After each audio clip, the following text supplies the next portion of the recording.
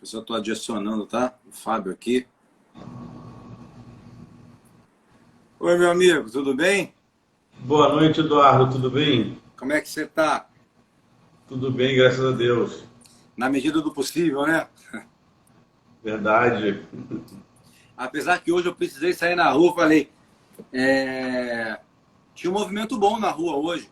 Né? As pessoas estão saindo um pouco mais. Hoje a gente está aqui num feriado, né? A gente até conversou sobre isso. É a Mas estão. reabertura dos shoppings, né? Pessoal. Mas passeando, fui na lagoa, praia. Tinha que ir na rua, fui dando uma volta, falei, vou passar pelo calçadão e vou ao mercado e volto pelo calçadão para ver algum movimento, pelo menos. Mas tinha um grupo grande de pessoas na rua. Eu fiquei um pouco impressionado, posso admitir, com a quantidade de pessoas sem máscara. Tinha uma galera ali sem máscara. Mas o pessoal não consegue mais ficar tanto tempo em casa, né? É difícil realmente, né? É difícil. Verdade. Tem que psicologicamente é uma coisa delicada. Mas fora isso, a gente está vivendo. Meu caro, primeiro ponto que eu queria destacar é te pedir desculpas por ter desmarcado nosso último encontro, a gente conversou, eu de fato enfrentei uma dificuldade pessoal um tanto quanto significativo, nada a ver com Covid, graças a Deus, mas enfim, existem outros problemas que não Covid, né, de saúde e etc, e eu tive, infelizmente, que cancelar, então te peço mil desculpas, já te pedi em particular, mas peço publicamente aqui, tá bom? Num segundo momento, eu quero te agradecer enormemente, falar que é um grande prazer, um privilégio, na verdade, tê-lo aqui com a gente na ESA. Já não é a primeira vez, você já é veterano da casa. Comigo mesmo já fez mais de um evento, mas recebê-lo é sempre um grande privilégio, sempre um grande prazer.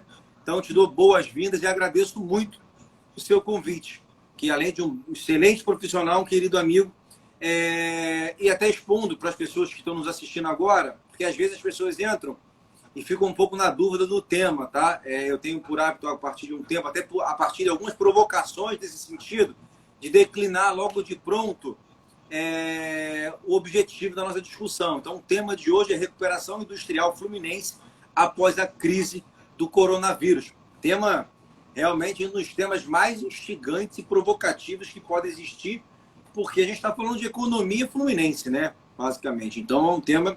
E você, como presidente da Codinha, acompanha o seu trabalho, pelo qual te cumprimento também, acompanho ativamente, e realmente eu percebo o empenho e o foco que você tem para conduzir a Codin e conseguir atingir os resultados que você tem atingido de forma brilhante.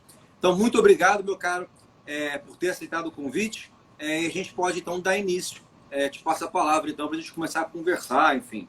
Fique à vontade. Tá bom. Obrigado, então, pelo convite, Eduardo. Queria também cumprimentar nossa amiga Thaís Marçal, né, que sempre também Claro. nos brinda com os convites lá na ESA. E a todos aí que estão assistindo a nossa live, né, e vão dedicar aí um pouquinho do tempo deles para ficarem aqui alguns minutos com a gente, refletindo sobre essa possibilidade de retomada da indústria aqui no Rio de Janeiro, né, da indústria fluminense. Eu queria fazer só uma pequena observação, na verdade um disclaimer, né, toda vez que eu faço uma apresentação, de que eu não Claro. estou falando como presidente da Codinha aqui na live, né, então não necessariamente as minhas opiniões nessa live vão refletir o posicionamento formal da Codin, né, que é a Companhia de Desenvolvimento Industrial do Estado do Rio de Janeiro, e não necessariamente também da secretaria a qual nós estamos vinculados, né, que é a Secretaria de Desenvolvimento Econômico, e tampouco do governo do Estado, né, do Rio de Com Janeiro. certeza. Não, Mas, até deixando claro o cumprimento que eu te fiz pelo excelente trabalho que você vem desenvolvendo. Mas a gente está no ambiente acadêmico, realmente. A opinião é nossa, é pessoal, é opinião academia, né? Nada a ver com qualquer instituição. Com certeza. Perfeita colocação. é isso.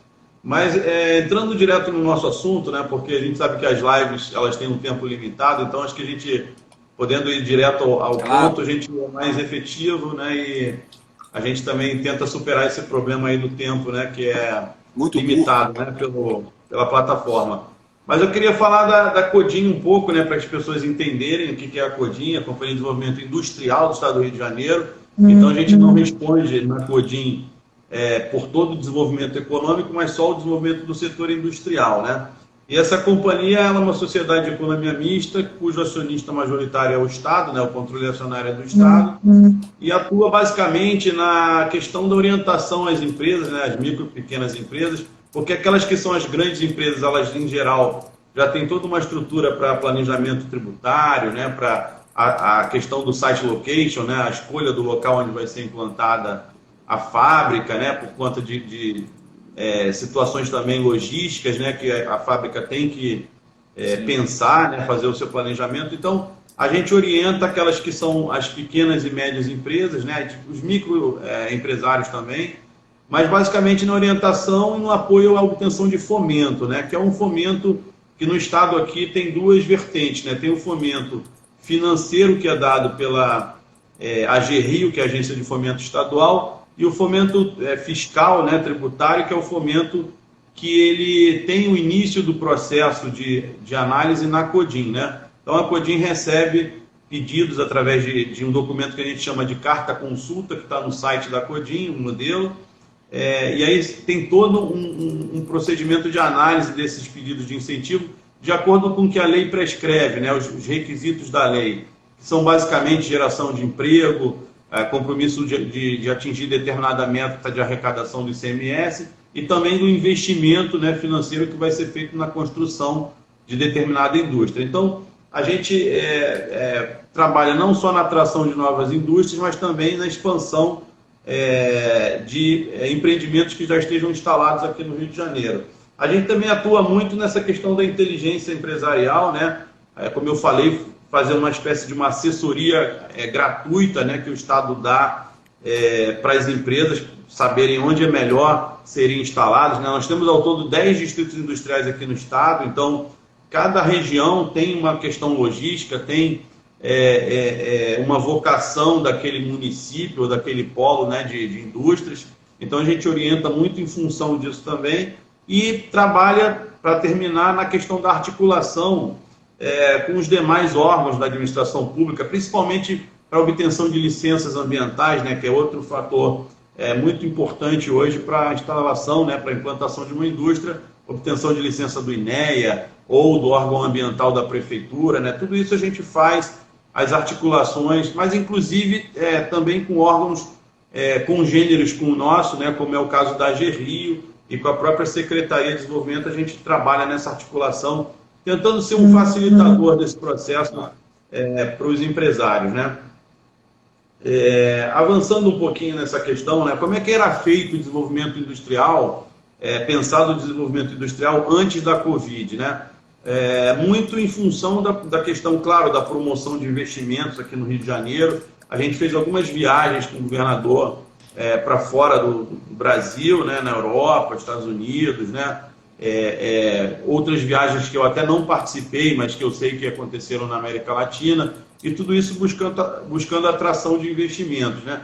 Mas sempre, Eduardo, pensando muito em função dessa política de incentivos fiscais, né? Eu vou falar um pouco melhor dessa coisa da política de incentivo fiscal mais para frente, mas até um vídeo que eu coloquei também nas minhas redes sociais, que eu falo que o desenvolvimento ele não pode ser pensado só em função de incentivo fiscal. Existem outras formas de incentivo que o Estado pode dar, e a gente vai ver como que isso já está sendo executado aqui na atual gestão do governo, né? E na nossa gestão na CODIM, que também ajudam as empresas, né, a elas decidirem a estar aqui no Rio de Janeiro. Porque é claro que toda vez que uma empresa vai se instalar, né, uma nova indústria, ela busca alternativas. E, na verdade, o que eles fazem é olhar para todos os estados e ver qual é o estado que oferece a melhor estrutura tributária, né? E também aí coaduna também com a questão logística, né? De portos, ferrovias, né? Rodovias, né? E a gente aqui no estado tem uma estrutura portuária e aeroportuária muito interessante, né? Isso dá uma vantagem competitiva muito grande ao Rio de Janeiro, mas a gente sabe também que tem conexões, né? Principalmente ali naquela região de Três Rios, né, com Minas Gerais, sim, o sul fluminense com a Dutra, e aí você tem o Vale do Paraíba, que é praticamente, né, uma extensão daquilo que tem em São Paulo, né, e a conexão toda também com as regiões do interior de São Paulo e de sul de Minas, né, que se dá para aquela região da Dutra ali. Então, essa questão do incentivo fiscal, né, que eu falei, que é basicamente o que articulava, né, a promoção de investimentos no Rio de Janeiro, e a utilização de recursos do Fundes, né, que é o Fundo de Desenvolvimento Econômico e Social, que, na verdade, financia, né, o fomento financeiro, né, e que também lastreia a concessão de incentivos fiscais, né. Uma outra questão interessante também em relação a essa questão do desenvolvimento industrial, principalmente, é que na década de 70, 1970, começaram a ser criados, né, implantados alguns distritos industriais aqui no estado do Rio de Janeiro, né? E basicamente naquela região ali da Baixada Fluminense, a gente vê que tem bastante distritos também aqui, como na região metropolitana, né? Santa Cruz, Seropédica, a gente vê ali Japeri, Queimados, né? Paciência, Palmares, né? O Porto do Açu lá em cima, Macaé, Campos, né? Então, todos esses distritos articulados, buscando, na verdade, que as empresas se organizassem dentro de um mesmo condomínio, vamos dizer assim, industrial, e que, em função dessa cooperação, vamos dizer, entre as indústrias no mesmo local, a gente conseguisse promover desenvolvimento, né? Não só na questão econômica, mas também o desenvolvimento social, porque toda vez que você cria um polo desse, um condomínio desse, um distrito desse, você está atraindo mais qualidade de vida para aquela região do interior. Você tem geração de empregos, você tem pagamento de melhores salários, né? Então você gera uma movimentação, uma circulação de moeda na região. Tudo isso faz a prosperidade chegar naquela localidade do interior, que é isso, né, que baseia muito essa política de desenvolvimento econômico no Estado, né? Levar desenvolvimento para o interior, porque o desenvolvimento social, né? Você acaba tendo desenvolvimento social ali. As regiões da área metropolitana já estão saturadas, né? E assim foi na Inglaterra, assim foi nos Estados Unidos, assim foi na Itália, né? Na Alemanha. Aí é um fenômeno que aconteceu no Brasil a partir da década de 70 e que hoje a gente está buscando uma revitalização desses distritos industriais. Eu vou falar um pouco melhor disso mais para frente, né? Mas então, o que lastreia essa política do ponto de vista econômico é a utilização de recursos do Fundes, melhor dizendo, que é esse Fundo de Desenvolvimento Econômico e Social, e também a questão de você hoje, né, que é um freio muito grande, está no regime de recuperação fiscal, né? Sim. Então, desde que nós tivemos aí compromissados com a Lei Complementar 159 de 2017, né, a gente começou a ter uma série de constrições, inclusive do ponto de vista financeiro e econômico, para o Estado poder ter sua atuação naquilo que eu chamo de incentivos complementares, né? Que não fique só na coisa da guerra fiscal, da gente ter uma alíquota de ICMS talvez menor do que os outros estados aqui da nossa região, mas a gente poder, de fato, promover outras ações, né? Como eu vou falar, por exemplo, da questão de a gente ter agora um convênio com o DR, né? Onde a gente consegue, né, fazer a repavimentação desses distritos, a revitalização dos distritos usando recursos aí que a gente tem liberados aí através do DR, tá? Bom, aí passando um pouco para o que a gente tem na atualidade, né, eu já falei que a gente tem 10 distritos, né, uma boa estrutura logística. Passado esse momento do Covid, né, o que aconteceu? Foi criado, né, um fundo de orçamentário temporário, FOT, da Lei 8465 de 2019, que passou a ter vigência agora em abril de 2020, né? E aí o fundo anterior, que era o Fundo de Equilíbrio Fiscal, o FEF, né, ele tinha uma previsão até março, isso foi vigente até março, então em abril começamos a arrecadar em cima do FOT, né? E o que o FOT prevê?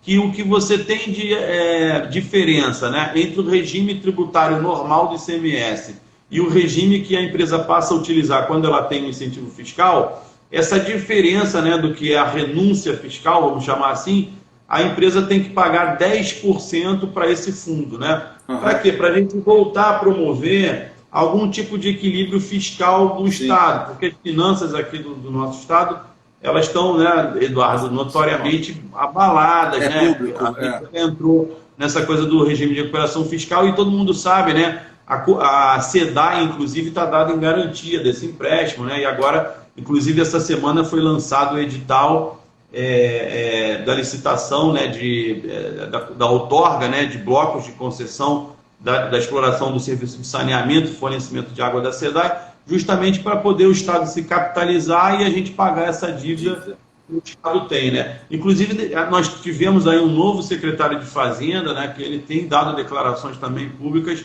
falando da situação do Estado, né, que tem uma dificuldade com alguns salários aí que ele poderá pagar até setembro, mas que ele busca novos recursos, e eu acho que essa coisa da SEDAI ela vai ao encontro, né, para que você consiga esse equilíbrio fiscal. Bom, mas então esse fundo de orçamentário temporário ele veio como essa solução, né? E interessante, Eduardo, a gente falar que houve uma auditoria do TCE e o TCE ele constatou que entre 2008 e 2013 o Estado ele deixou de arrecadar por força de incentivos que foram concedidos da Lei Rosinha lá de 2005. Sim, sim. Lei Cabral de 2010, né, e da Lei Pezão de 2015, deixou de arrecadar 138 bilhões de reais, né? Então, esse número é importante você ficar na cabeça, porque para a gente comparar em relação ao FOT, né, o FOT está estimando que nesse ano a gente consiga, vamos dizer assim, melhorar a arrecadação em 268 milhões de reais. Então, de 268 milhões para 138 bilhões, você vê que precisa ser feito um esforço paulatino, né, e constante, num prazo maior, para a gente conseguir chegar nesse equilíbrio fiscal. Não vai ser da noite para o dia, né? Na verdade, o Estado está realmente buscando muitas alternativas de financiamento, né? E eu vou caminhar no final da apresentação para falar um pouco como que eu acredito que o mercado de capitais, né, que a gente pode usar também alguns outros instrumentos para a gente financiar obras de infraestrutura e não ficar dependendo só da questão do orçamento do Estado, né? Mas falando então de novo, né, dessa saída aí da questão da Covid, o que acontece? A gente teve um primeiro trimestre, Eduardo, muito bom aqui no Estado, né? A gente teve a nossa atratividade de empresas no primeiro trimestre, né? Ela aumentou 38% em relação a 2019. Se a gente pegar o mesmo período de janeiro até março, a gente aumentou em 38%, né? E a gente mede isso, inclusive, através das consultas que são feitas à CODIM para obtenção de incentivos fiscais e também para implantação de empresas. Então, esse dado que a gente está comparando, dizendo que a atratividade aumentou. E uma outra questão que a gente compara também é o seguinte: quando a gente olha para o PIB, né, o PIB do Estado do Rio de Janeiro, em 2019, ele cresceu 1,9%, enquanto o Brasil, como um todo, cresceu apenas 0,9%. Então, a gente ficou 1% acima da média nacional do crescimento. E, especificamente, no setor industrial, a gente teve um crescimento ainda maior. E esse dado é até bem surpreendente, eu quero citar aqui. Eu estou com uma colinha, por isso que eu olho aqui de vez em quando. Todo mundo faz isso. Mas na indústria, a gente teve um crescimento de 2,3%, tá? Enquanto o estado de São Paulo, por exemplo, teve um crescimento de apenas 0,2%, ou seja, praticamente a indústria no estado de São Paulo ficou estagnada. E o outro estado importante aqui da nossa região sudeste, que é o estado de Minas Gerais, ele teve um decréscimo. Na verdade, a economia do setor industrial diminuiu em Minas Gerais 5,6%, né? Então você vê como que o Rio ficou à frente na questão da indústria em relação aos demais estados, né? O que mostra o acerto da nossa política de desenvolvimento industrial, né? Sim, a gente não está aqui para falar hoje de questões partidárias, políticas, não, né? de jeito nenhum. Coisas que a gente sabe que possam estar sendo discutidas e estejam na cabeça das pessoas, mas eu quero dizer, e você sabe disso, né? Mas principalmente para a nossa audiência, que eu sou um quadro técnico, né? Então eu estou me concentrando muito aqui numa discussão nossa, que é uma discussão acadêmica, sim, mas que eu tenho que trazer alguns elementos técnicos. Eu acho que esse elemento é um elemento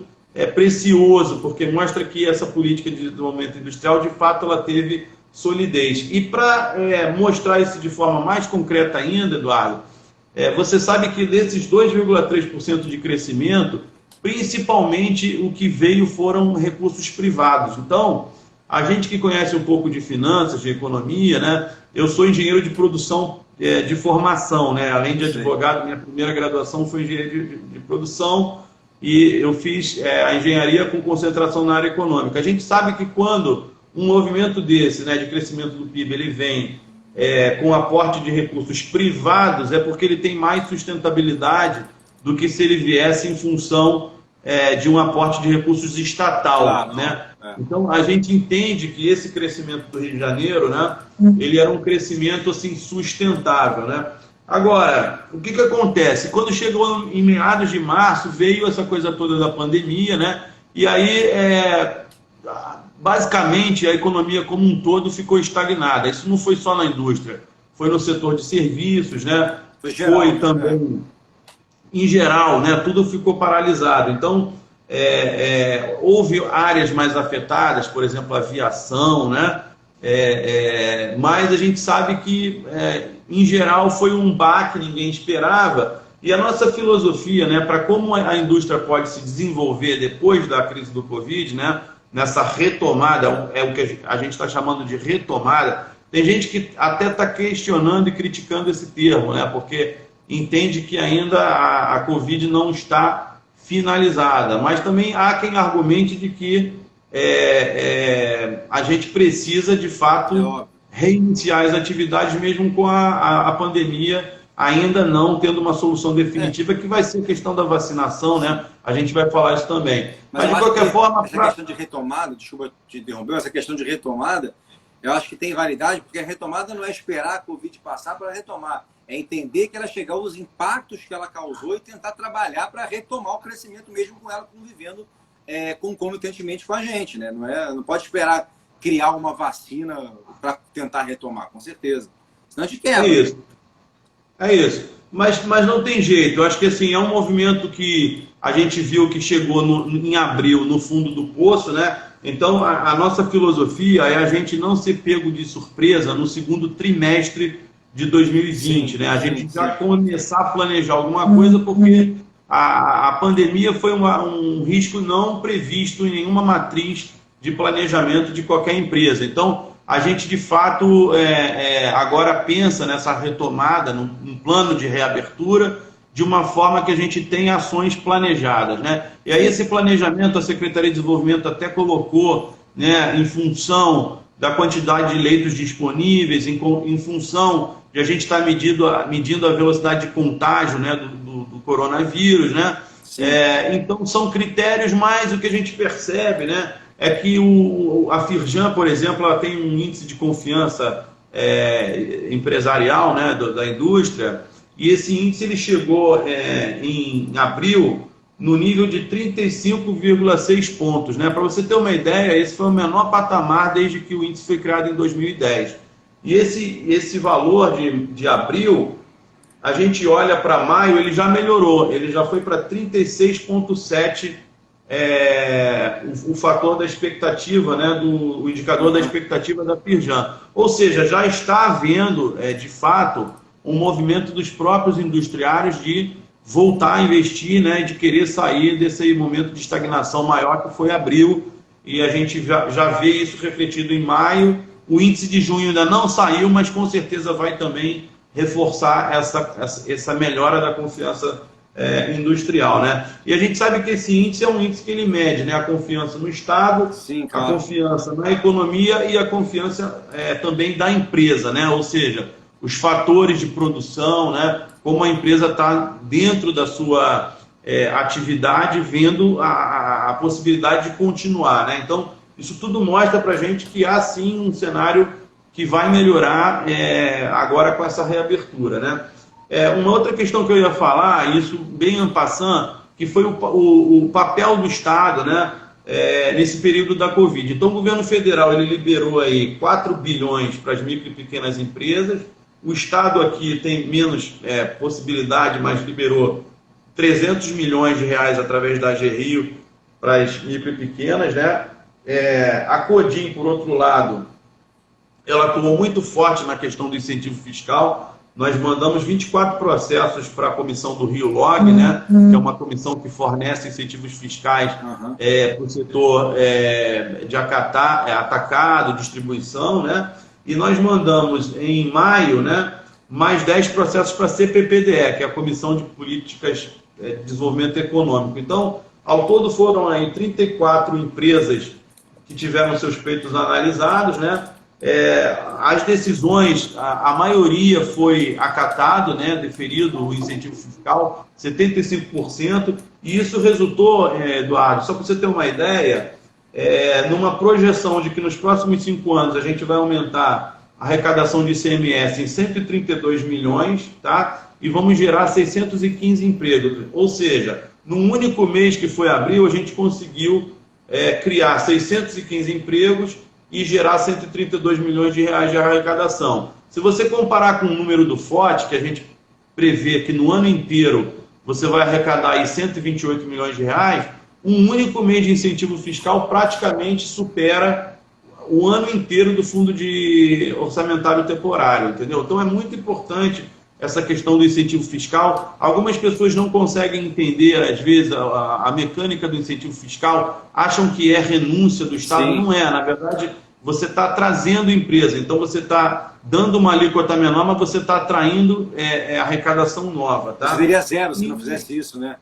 Seria zero se não fizesse isso. Tá? Então, a Codin está criando uma força-tarefa para... nesse período da retomada, principalmente analisando os resultados de abril e maio, como eu fiz aqui há pouco, né, a gente planejar, né, novas políticas públicas, né, atender aos agendamentos que estavam suspensos, né, durante esse período aí da pandemia, o atendimento presencial ficou paralisado, né, e a gente tem aí, nessa força-tarefa, o principal é a gente reconquistar a confiança do industriário, né.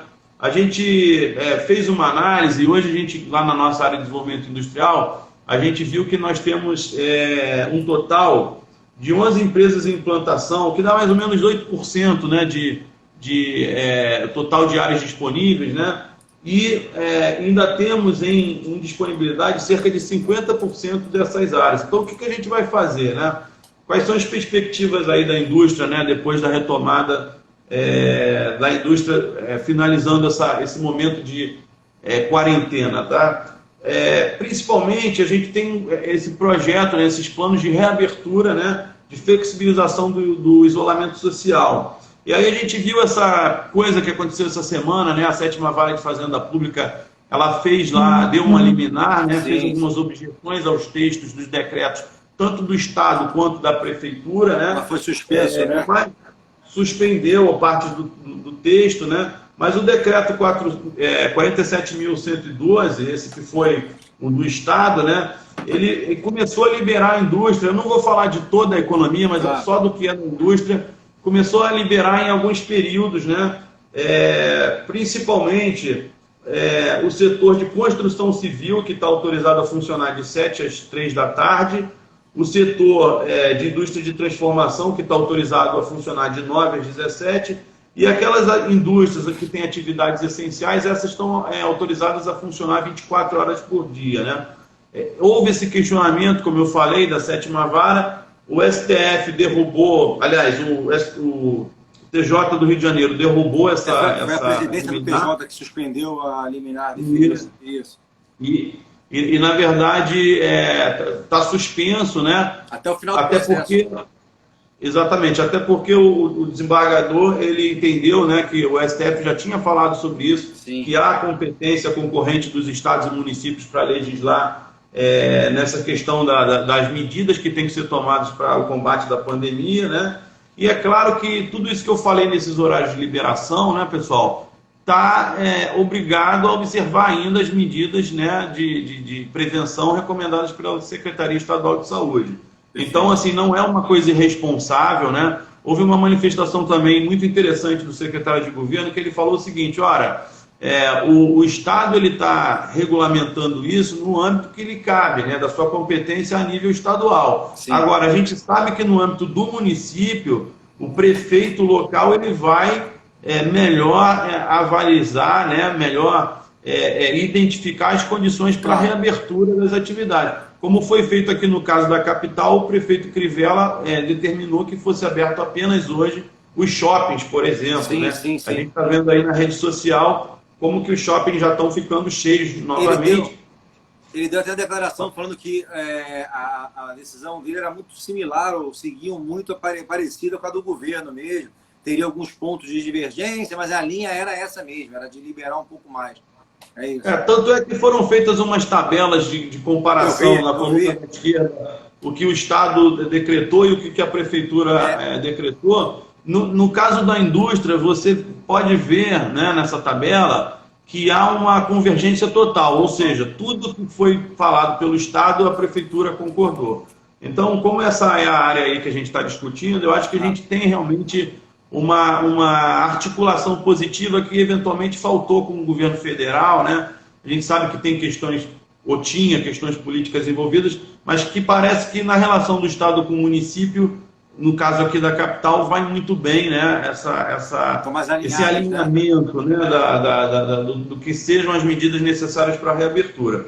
Agora eu vou, só para a gente adiantar um pouquinho, né, por conta da questão do tempo, falar de alguns projetos que estão em retomada efetiva, né?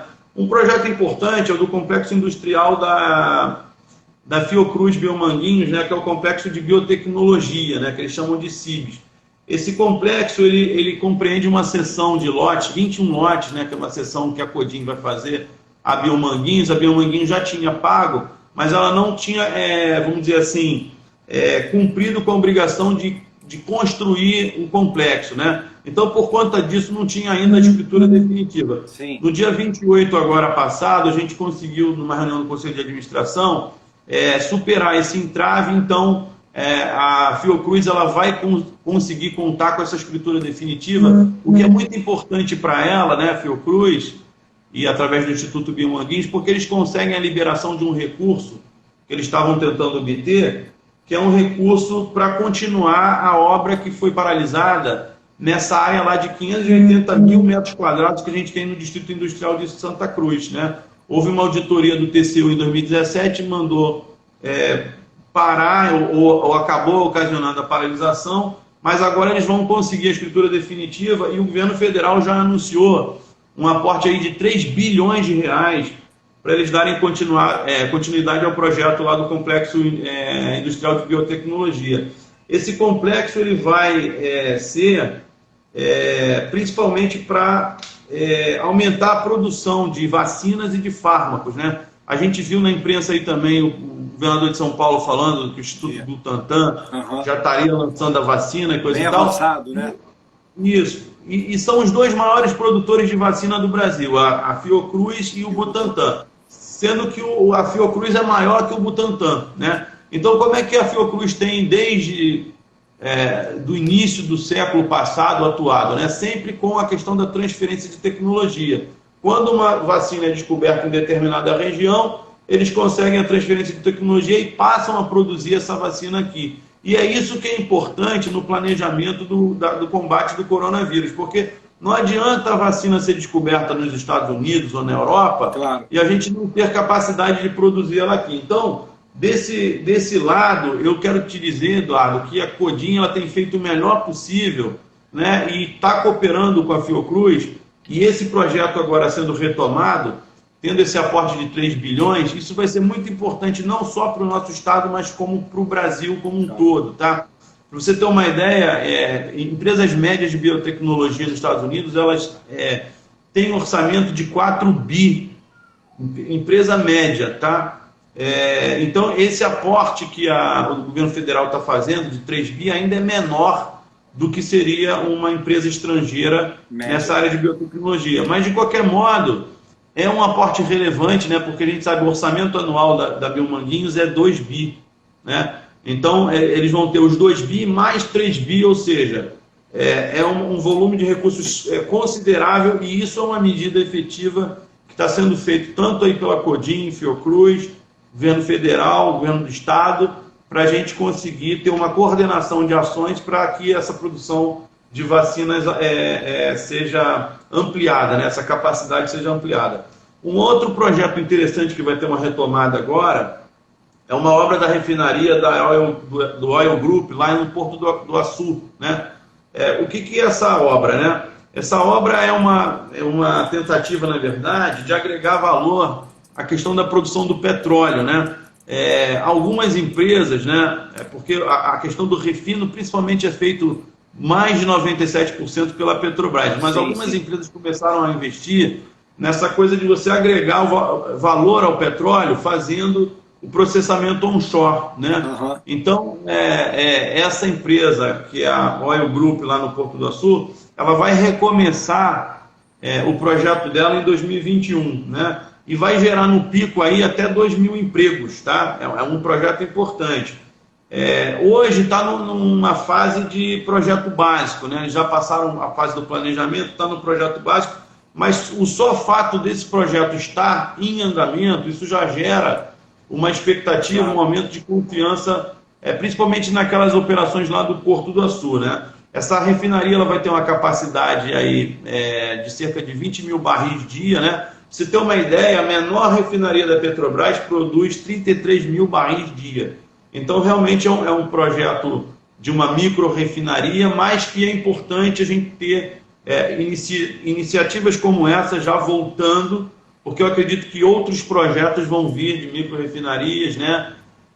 De PCHs também, e isso vai ajudar que o Estado se posicione aí como um player importante na questão do óleo e gás. Está semeando, né? Tá, inclusive demonstrando que esse caminho existe, né? Isso. E os nossos deputados aqui do Estado, eles estão bem sensíveis a isso, né? A gente tem uma comissão da indústria, né? E eles levaram um projeto, né? Que é o projeto de lei 1771, né? De 2019, que ele trata daquela questão do repetro, né? Para quem não sabe, o repetro ele é um regime fiscal aduaneiro que ele suspende aí a cobrança de tributos federais nas operações de importação, né? De plataforma e de equipamentos, né? Também alcança as operações de aquisição interna, né? Então, essa alíquota ela ficou fixada em 3%, né? Havia algumas emendas em discussão falando em levar a alíquota para 18%. Então, você imagina as empresas do setor de óleo e gás como ficaram aí perplexas, porque o governo federal, em 2017, já tinha feito uma validação, né, do que estava no convênio com o FAS 3 de 2018 e o 220 de 2019, né, que tratam dessa questão dos acordos fiscais relativos ao repetro, e agora a gente tem essa prorrogação dessa alíquota de 3% até 2040 aqui no âmbito do Estado. Então isso traz uma melhor previsibilidade para as empresas do setor de óleo e gás, né, e aumenta a atratividade do Estado do Rio de Janeiro para a captação de investimentos nesse setor, né? Então, com certeza, não só nessa questão da atratividade, né, da indústria de óleo e gás aqui para o Rio de Janeiro, mas também para a gente ter a inclusão de todos os elos da cadeia produtiva, né? Porque a gente sabe, hoje é difícil os estaleiros aqui do Brasil competirem com os estaleiros chineses, né? Sim, sim. Mas, de todo modo, a gente tem aqui o Rio de Janeiro ele responde pela maior parte da produção de óleo e gás no país, né? E a gente tem efetivamente aqui estaleiros que podem, pelo menos nessa questão dos reparos navais, atuarem, né? E isso ajudar a revitalizar esses estaleiros, né? A gente sabe hoje, o único estaleiro que está assim, mais pujante é o Brasfels, lá em Angra dos Reis, né? Que é o antigo Verone. Tem outros estaleiros até históricos aí, né? Tem o EISA lá na Ilha do Governador, que está em recuperação judicial. O estaleiro em Auma, que é o antigo Istibras, que está paralisado lá no Caju, né? O estaleiro Mauá, que é lá em Niterói, e o Renave, né, que é na Ilha do Viana. Esses estaleiros estão aí atuando só fazendo pequenos reparos, né? Então imagina o que vai ser essa aprovação do PL 1771 para a gente conseguir revitalizar, né, com essa alíquota importante de 3%, principalmente essa questão de tubos que a Petrobras usa, né? Outros equipamentos para plataformas, né? E inclusive eu ouvi ontem na Alerj, né, sendo falado que vai ser feita uma comissão para discutir essa questão com a ANP, da gente conseguir atrair operações da Petrobras aqui em maior número para o Estado. Então, tudo isso, né? Eu falei já de 3 projetos aí que estão sendo retomados, que são projetos que apontam para que a gente, de fato, está tratando de coisas concretas, né? Nessa retomada. Não é uma retomada em termos de discurso, é uma retomada de investimentos. Sim. E tem ações efetivas para isso acontecer, tá? Uma última informação que eu quero te dar, Eduardo, é que a gente também está aí licitando uma zona franca de exportação, né, que é a zona de processamento de exportação lá no Porto do Açu. Essa é uma área de 2 km² que a Codim tem lá no Porto do Açu, do lado do Distrito Industrial de São João da Barra, e a gente optou por um modelo de implantação, né, de uma administradora, né, que vai administrar essa zona alfandegada, que é um modelo privado. Então a gente vai fazer a concessão dessa administração para essa empresa. A gente exigiu alguns requisitos, né, como capacidade financeira, que vai precisar ser demonstrado um PL de 15 milhões, né, garantias contratuais também, caso o projeto tenha uma interrupção, a gente poder executar as garantias para continuar, né, para dar continuidade ao projeto, né, e a gente pensa, né, de fazer isso a partir agora de junho, início de julho, né. Então, provavelmente, essa área entrando em funcionamento lá no Porto do Açu, isso vai ser muito bom do ponto de vista do Porto do Açu funcionar como uma opção logística nova, né, ou mais relevante. Por quê? Porque só existe uma única ZPE, uma única zona de processamento de exportação no Brasil, que fica lá em Pecém, no Ceará. A nossa aqui no estado vai ser 10 vezes maior. Então, esse é um projeto muito importante, né? Eu não vou me alongar aqui muito, claro, mas eu ia falar, eu quero só fazer esse pequeno comentário. A gente tem uma lei geral de concessões e PPPs que está em discussão já há um bom tempo na Câmara dos Deputados, lá com o presidente Rodrigo Maia, né? E até agora essa nova lei geral de concessões ela não saiu, né? Mas basicamente o que ela vai apontar são soluções para você fazer emissões de debêntures de infraestrutura e também o alongamento de investimento, né, e comprovação de gastos nos fundos de investimento de infraestrutura, né? Mas eu queria só fazer esse pequeno comentário aqui. Tem outros dados técnicos aqui que eu poderia dar, mas eu não quero ficar me alongando muito, nem sendo muito técnico, né? Eu acho que é só importante dizer o seguinte, que a gente pensa muito em concessão no Brasil, em PPP, só que a minha opinião é que nessa questão da PPP falta sempre o P do público, né? O público está sem dinheiro, está sem recurso para fazer parte dessas PPPs. Então, eu particularmente acho que a gente deve caminhar para um novo modelo, que seria um modelo da gente ter investimentos através de recursos privados, que a gente pudesse estruturar fundos híbridos de participação ou fundos de infraestrutura através de uma normatização que a CVM já tem, né, que é um órgão, né, para quem não sabe, a Comissão de Valores Mobiliários é um órgão que fiscaliza o mercado de capitais e já tem regulamentos aí desde 99 nessa questão de estruturação de fundos, né? Então, para que a gente vai discutir uma nova lei de concessões e PPPs se a gente tem já um arcabouço muito eficiente para a gente atrair, através de recursos privados, novos investimentos? Então, me parece que essa é uma solução melhor, uma solução que a gente está tentando viabilizar através da Codim, né? A Codim pensa em criar fundos de infraestrutura, principalmente para o desenvolvimento industrial. Então serão fundos de desenvolvimento industrial para a gente poder gerir o distrito industrial, né?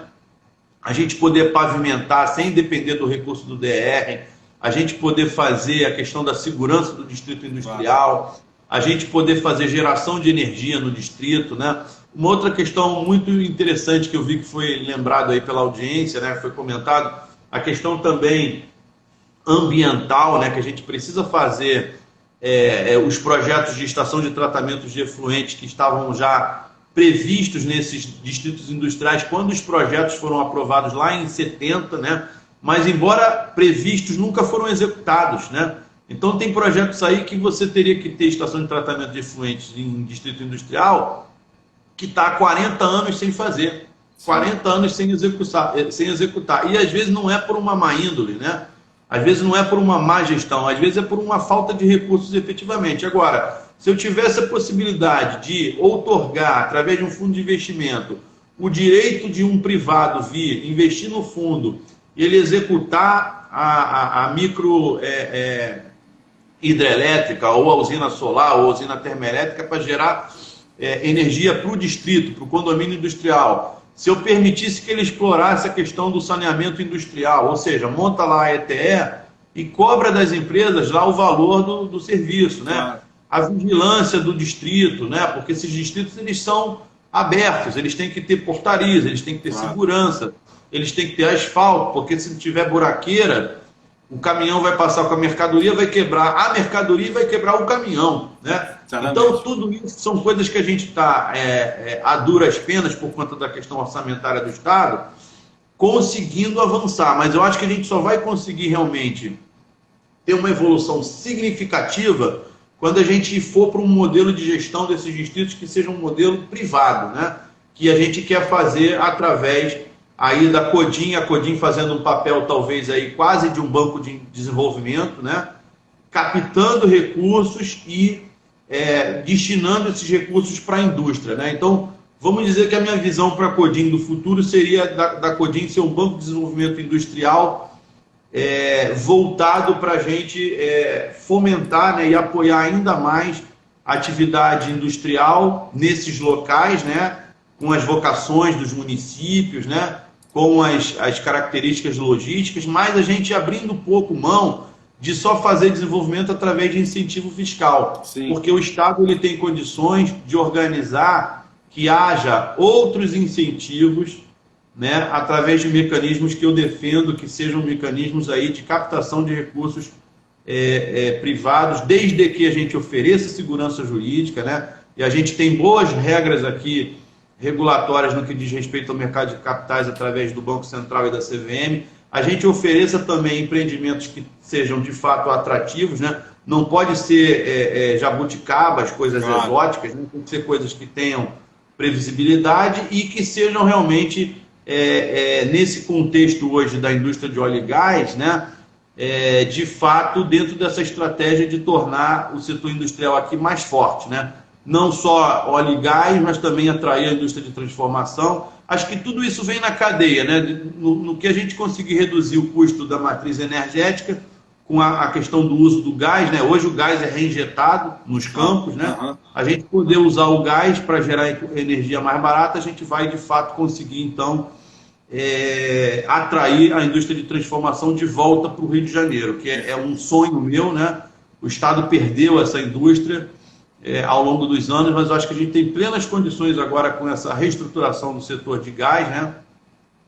De a gente recuperar a indústria aqui para o Estado do Rio de Janeiro, que no meu modo de ver é o que produz riqueza, produz prosperidade para o país, é a indústria. Com certeza. Meu caro, uma consideração, uma pergunta aqui da nossa grande coordenadora Thaís Marçal. Ela fez uma colocação, uma provocação, na verdade. Ela pergunta o seguinte: na linha da proposta do Ministério de Infraestrutura, não seria interessante as estatais e estaduais emitir debêntures? Que acho que pega um pouco do que você falou do fundo também, enfim, alguma coisa de investimento ou de recurso privado, né, também. Exato, Não, isso é uma possibilidade, né, que seria usando, vamos dizer assim, a modelagem que o Ministério da Infraestrutura está considerando, que é o que a doutora Thaís lembrou, que se articula com a Lei Geral de Concessões e PPPs, né, que é você Sim. ter aí prazos, inclusive, maiores, para você fazer esses aportes, né? Então, passa, por exemplo, para 60 meses, né, a possibilidade de você comprovar os gastos, né, e a subscrição dessas debêntures até de 12 passando para 36 meses, né? É uma solução que o governo no âmbito federal está apostando. Agora, eu acho que existe um caminho mais eficiente, eu acho que existe um atalho, um caminho melhor do que esse que o ministro Tarcísio está defendendo. Eu acho que a gente usar fundos de investimento para o desenvolvimento industrial, que seriam fundos híbridos, né? Uhum. Ora com cara de fundo de investimento em participação, né, de FIP, ora com cara de FE, né? A gente teria mais possibilidade de, ao invés de gerar dívida, a gente gerar investimento e alocação desse investimento diretamente no empreendimento industrial. Perfeito. Então, funcionaria como se fosse, vamos usar a analogia dos fundos imobiliários, né? Você vai lá, capta recurso e aí você constrói o shopping, né? Não gera uma dívida, o aluguel das lojas, né? As receitas do empreendimento, o shopping é que vão pagar os cotistas, entendeu? Isso. Então, eu particularmente, né, acho a opção que a doutora Thaís mencionou uma opção interessante, sim, mas eu acho uma opção melhor ainda a gente, ao invés de gerar dívida pelo Estado, né, porque o Estado já tem as finanças combalidas, né, a gente gerar uma opção direta de comunicação, né, da indústria com os investidores, né, porque muitas vezes o que falta é a gente ter esse elo de ligação, um projeto bem estruturado, um veículo de captação de recursos, para que dê garantia para aquele cara que não é industriário, que não precisa necessariamente conhecer a indústria, mas que ele saiba que ele vai botar o dinheiro naquele fundo, naquele veículo de investimento, e que aquilo vai ser bem gerido, né? E essa gestão ela vai ser feita por quem? Por um especialista. Claro. Então, se for um investimento, por exemplo, para você gerar energia num distrito industrial, eu vou ter lá um gestor de energia que vai saber fazer o bid correto